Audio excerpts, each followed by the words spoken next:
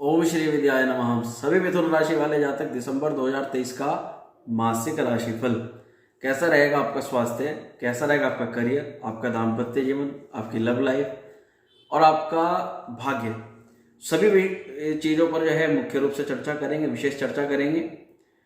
तो तैयार हो जाइए आज की वीडियो को देखने के लिए। नमस्कार दोस्तों, मैं हूं ज्योतिषाचार्य एस्ट्रो शिवम शर्मा और आप सभी का अभिनंदन और स्वागत करता हूं आज के इस वीडियो के अंदर, इस कार्यक्रम के अंदर, जिसमें हम लेकर के आए हैं दिसंबर 2023 का मासिक राशिफल। उससे पूर्व मैं आपको राशिफल बताऊं, उससे पूर्व आपको बताना चाहता हूं कि जो भी जातक मुझसे अपनी जन्म पत्रिका का परामर्श कराना चाहते हैं, केवल वीडियो के डिस्क्रिप्शन में जाएं, वहां पर नंबर है, वहां से कॉल करें या व्हाट्सएप मैसेज करें। इसी के अलावा अपनी बृहद पर्सनलाइज कुंडली बनवाने के लिए भी आप संपर्क कर सकते हैं। और 4 दिसंबर से लेकर 6 दिसंबर तक भैरव अष्टमी का पुण्य पावन महोत्सव मनाया जा रहा है हमारी शक्तिपीठ में। उसमें प्रतिभाग अवश्य करें। शनि, राहु, केतु अथवा नवग्रहों से जन्य किसी भी प्रकार का दोष हो, सब भैरव बाबा की इस पूजा को करने से दूर हो जाता है। तो चलिए आइए आज के इस कार्यक्रम को शुरू करते हैं और सबसे पहले जानते हैं ग्रहों की स्थिति को। आप अपनी वीडियो के अंदर देख पा रहे होंगे सभी मिथुन राशि वाले जातक, इस महीने ग्रहों की जो स्थिति है मुख्य रूप से आपके लिए शुभ दिखाई दे रही है, बढ़िया दिखाई दे रही है। सभी मिथुन राशि वालों के लिए पंचम भाव पर बुध और शुक्र की युति लाजवाब फल को दे रही है। वहीं केतु आपके चतुर्थ भाव पर रहेंगे, राहु आपके दशम भाव पर रहेंगे, चंद्रमा हर सवा 2 दिन में राशि परिवर्तन करते हैं और सूर्य मंगल छठे घर में संचरण कर रहे हैं इस महीने। हालांकि कुछ समय बाद ये आपके केंद्र में आ जाएंगे सप्तम भाव पर। शनि की स्थिति भाग्य स्थान पर रहेगी, नवम भाव पर, और गुरु महाराज हैं लाभ स्थान पर बैठ रहे हैं। तो ये कुल मिलाकर के ग्रहों की स्थिति है, आप अपनी वीडियो के अंदर भी देख पा रहे हैं। परंतु बात आती है फलादेश की। ये आपके स्वास्थ्य पर क्या प्रभाव डालेंगे, यानी कि प्रथम भाव जो कि तनु, जो कि शरीर का भाव होता है, आत्मा का भाव होता है, व्यक्ति के व्यक्तित्व का भाव होता है। प्रथम भाव के स्वामी बुध महाराज है कि बुध की स्थिति इस महीने अनुकूल दिखाई दे रही है। स्वास्थ्य संबंधित यदि परेशानी, चिंता, कोई गंभीर रूप से कोई बड़ी समस्या आप देख रहे थे पिछले समय में, उसमें आपको यहाँ पर लाभ बुध महाराज अवश्य देंगे। शुक्र की स्थिति के कारण से, आपके बुध और शुक्र की स्थिति के कारण से, यानी आपकी चारित्रिक विशेषताओं के कारण से आपको लाभ की भी प्राप्ति होगी। आपके संबंध प्रगाढ़ होंगे, अच्छे होंगे, बेहतर होंगे। वही बात आती है कि विद्यार्थियों के लिए दिसंबर का महीना कैसा रहेगा। तो विद्यार्थियों के लिए इस महीने जो पंचम भाव के मालिक हैं उनकी स्थिति वहीं पर है और उन पर बृहस्पति की भी 7वीं दृष्टि पड़ रही है। विद्यार्थियों के लिए चाहे उनके एग्जाम की बात कहो, चाहे कहीं एडमिशन लेने की बात कहो, या किसी भी परीक्षा में शुभ अंक प्राप्त करने की, या डेडिकेशन या फोकस की बात कहो, सभी तरीके से ये समय अच्छा दिखाई दे रहा है। कोई भी बड़ी चिंता नहीं दिखाई दे रही। वहीं राहु की दृष्टि आपके पंचम भाव से हट गई। राहु की दृष्टि आपके पंचम भाव पर थी, राहु की दृष्टि उस भाव से हट गई। तो इसके कारण से भी अभी जो आपकी पढ़ाई में जो समस्याएं, चिंता आ रही थी, वो चिंताएं दूर हो जाएंगी। इसमें कोई चिंता का लेने वाली बात नहीं है।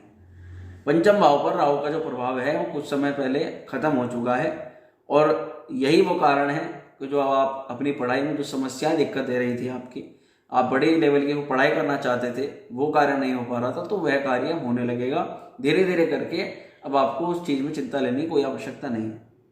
वहीं लव रिलेशंस की बात करें तो देखिए बुध भी है और शुक्र भी है। बुध आपकी राशि के स्वामी हैं और शुक्र त्रिकोण के स्वामी हैं।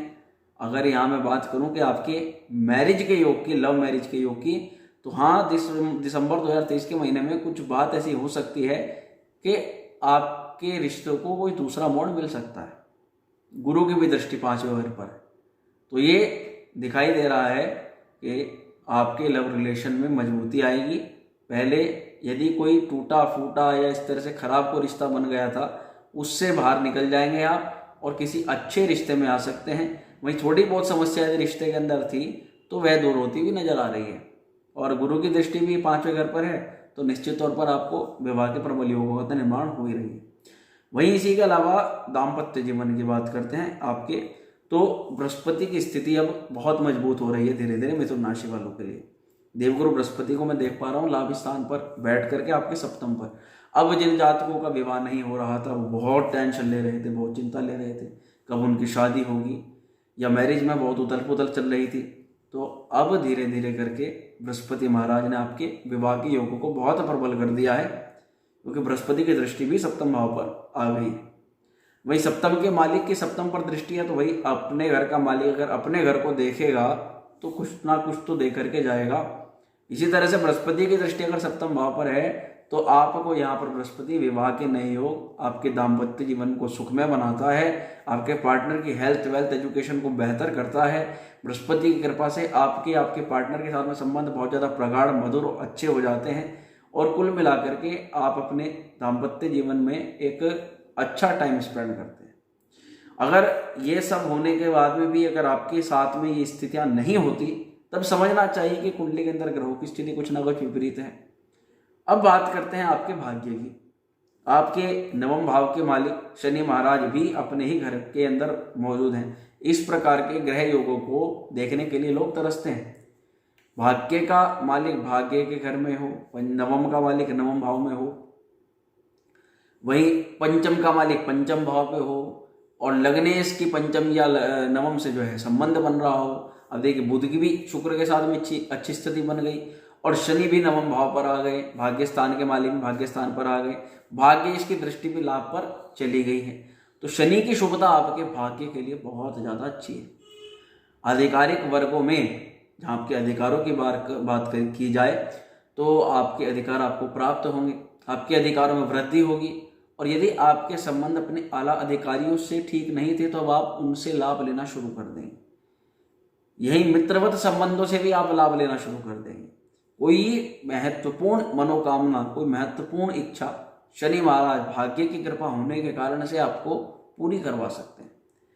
ये शुक्र की स्थिति भी आपके लाभ स्थान पर है, और बुध की आपके लग्नेश की आपकी राशि के मालिक की भी स्थिति आपके लाभ स्थान पर है, और त्रिकोण भाव के स्वामी की भी स्थिति लाभ स्थान पर है। यहाँ पर तीन योग कारक ग्रह आपके लाभ भाव को एक्टिवेट कर रहे हैं इस महीने।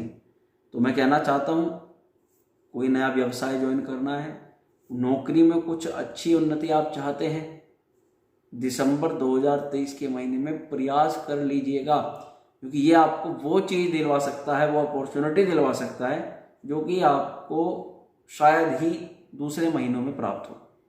तो एक अच्छी अपॉर्चुनिटी के लिए यदि आप वेट कर रहे हैं तो हाँ, दिसंबर 2023 का महीना आपके लिए बहुत अच्छा है।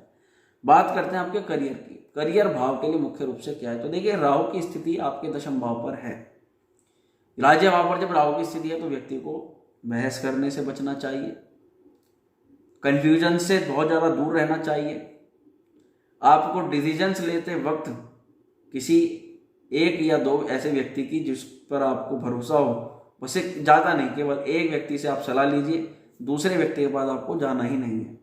उसी से आपको गाइडलाइन मिल जाएगी। अगर आपकी थिंकिंग उससे मैच खा रही है और आपको लग रहा हो कि ये काम मुझे करना है, तो फाइनल कर दीजिए और आगे बढ़ जाइए। ये स्थिति में आपको बस कहना चाहूँगा। और राहु का प्रभाव दशम भाव पर रहेगा तो उसके लिए कुछ उपाय भी आपको करने हैं। अब बात करते हैं क्या उपाय आपको करने हैं। तो आपको सबसे अच्छा रहेगा इस महीने एक नीला कपड़ा लीजिए, उसमें एक मुट्ठी जौ डालिए, उसको सिर से 7 बार एंटी क्लॉकवाइज घुमाइए और किसी बहती नदी में प्रवाहित कर दीजिए। अब यदि आपके पास में समस्या आती है कि हमारे पास कोई बहती नदी है नहीं है, तब आप क्या कर सकते हैं, आप यही सेम कार्य, यानी कि उसमें आपको जौ ले लेनी है, एक पन्नी में कम से कम 250 ग्राम जौ लेनी है, और इसी तरह से सिर से 7 बार उतारनी है, या तो किसी गरीब को दान दे देनी है, या फिर उसको आपको आसपास में किसी भी शिवालय में भगवान शिव के सम्मुख रख करके उसको आ जाना है। शिव जी के ऊपर नहीं चढ़ाना है, वहीं उनके पास में रख करके आपको आ जाना है, यानी किसी मंदिर प्रांगण में रख करके आ जाना है। तो ये आप उपाय कर सकते हैं। इसी के अलावा आपके लिए सबसे बड़ा उपाय बनता है कि राहु की स्थिति में 1.5 साल तक आपके दशम भाव पर ही रहने वाली है, तो आप 7 मुखी रुद्राक्ष को धारण करें और अपनी जन्म पत्रिका बनवा करके उसमें देखें कि आपको कौन सा रुद्राक्ष का धारण करना चाहिए। ये कैसे पता लगता है, ये आपकी बृहद पर्सनलाइज कुंडली में बृहद रूप से आपको डिटेल मिलती है कि आपको कौन सा रुद्राक्ष कवच धारण करना है, और वह रुद्राक्ष कवच आपको क्या क्या लाभ दे सकता है। वो आपके सभी 9 ग्रहों के लिए, दशा कोई भी हो, अंतरदशा कोई भी हो, महादशा कोई भी हो, कोई भी ग्रह कितना भी विपरीत हो रहा हो, किसी भी स्थिति में आप रुद्राक्ष कवच को धारण कर सकते हैं। ये शास्त्रोक्त है। तो मैं आशा करता हूँ बताई गई जानकारी से आप संतुष्ट होंगे। वीडियो अगर पसंद आई इसको लाइक शेयर कमेंट जरूर करें। चैनल पर पहली बार आए हो तो श्री विद्या एस्ट्रो, हमने अपने चैनल का यूट्यूब नेम थोड़ा चेंज किया है, बहुत लंबा था, तो इसको सब्सक्राइब करें, बेल आइकन को प्रेस जरूर करें। माँ श्री विद्या आपका कल्याण करें। ओम श्री विद्या।